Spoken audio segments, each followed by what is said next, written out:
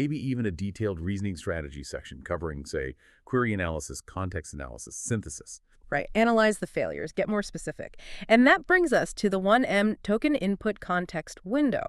That's just huge.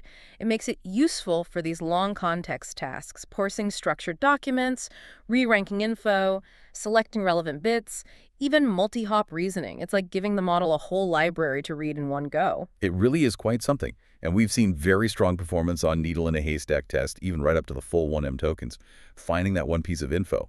However, it's not, a magic bullet for every long context problem. Performance can start to degrade a bit if you need it to retrieve many different items, or if you need really complex reasoning across the entire context. Think like a complex graph search over a massive knowledge base. That gets harder. Which raises the question for you. How much context is actually optimal for your specific use case?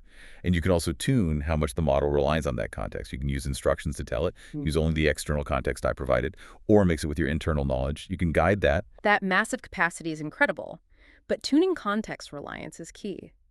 So, with this huge workspace, how do we best arrange our instructions within it, like physically in the prompt, to make sure the model doesn't lose track?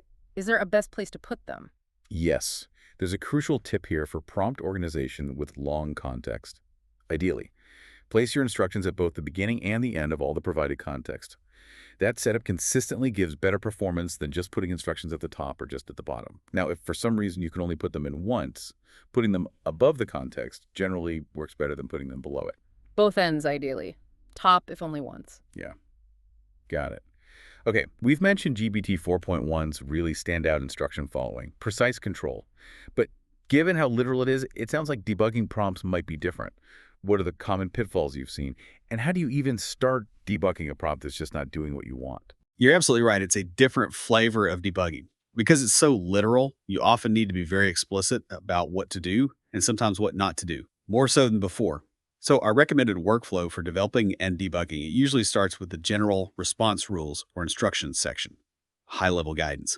Then you add specific sections for more detailed behaviors you need. If you have specific steps in a workflow, an ordered list works really well.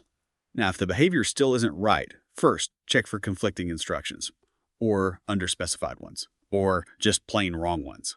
An interesting quirk.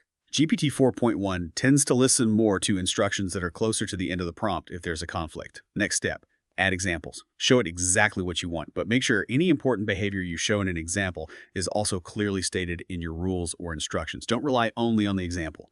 And interestingly, things like using